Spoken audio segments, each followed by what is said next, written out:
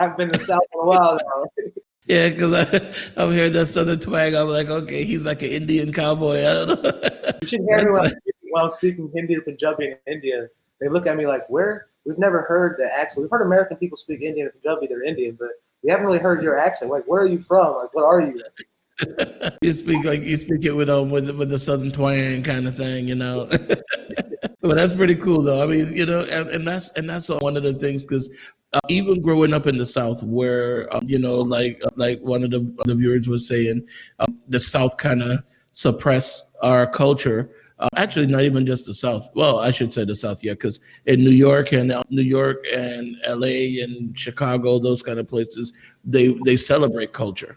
You know, so in the South they actually don't. So, but even with that, you were still able to find your culture, find yourself, and grow from there. That's the thing. Not just find yourself, but you use that to grow, and that's a great thing. That's awesome.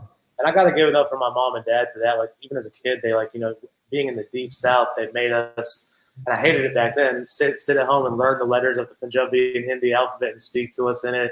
And my dad used to make us read and watch the Mahabharata, the Ramayana, all these like, epic Indian movies and tales. And as a kid, I was like, why am I having to do this? But now as an adult, like, I'm like, thank God I had a little bit of that culture to me. Then otherwise I just got lost in Alabama, you know what I mean? So Yeah.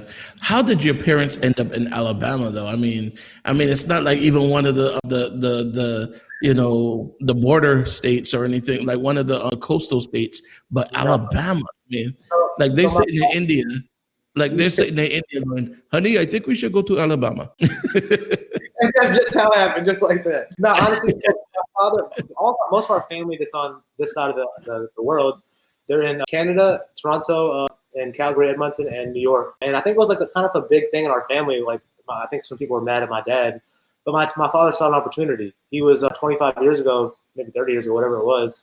He was gonna move to the South because he was one of the only cardiologists available on the Gulf Coast at that time. So he came down, set up his practice, and was amazingly successful because he saw an opportunity in a place that needed cardiology, that had lower cost of living, and he took the family and moved us down there. And he hasn't looked back. I know for a fact he dealt with a lot of racist BS, political stuff from the hospital administration, from other doctors in his area. And even when I got a little bit older, I heard about some of it, and I was always kind of a hothead. Like, well, tell me where they are. I'm gonna go find them right now. I'll tell them what's up. Like, and he deals with things differently. He deals with things he fights with his mind. He's an amazingly smart guy. So yeah, that's what it was. He saw the opportunity down there, and he took it and opened up practice and hasn't looked back since. That's good. That's very good. But like you said, you got a story to tell, and I'm pretty sure there are a lot of people out there that really want to hear your story because I mean, there's a little kid right now. He could be Indian, he could be West Indian like me. Because when I first came to the United States, there weren't that many people. Well, there were a lot from Barbados, but not in my school, so I didn't see the things that I'm seeing today, which is good that these kids now have a lot of pride, regardless of which island they're from, and they have their flags and their culture. But there's got to be. I'm sure there's still some little kids right now that don't realize that, like you said, their parents making them watch those movies is a good thing. Learning your culture is a good thing, and it gives you the foundation to build on. That's a lot of Indians in Houston. Yeah. You know what was so funny, and not because it's like when you see a pocket of people in areas that you wouldn't expect to see them.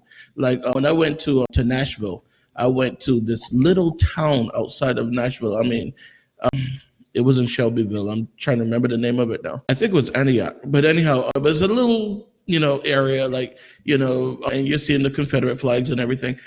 And then there's like a whole set of Muslims all over the place. I'm talking about black, all different kind of Muslims, and I'm like, wait a sec, I would not expect to see them in the middle of Tennessee, in a place that I'm seeing Confederate flags flying all over the place. But you know what though? They were all really proud, and I went to a few of them the restaurants because a few of them they're from different parts of Africa and different parts of, and I'm like, wow, this is pretty cool. But it was just so weird to see them in the middle of Tennessee in areas that as I'm driving through and I'm seeing the Confederate flag, I'm like, let me roll my window up.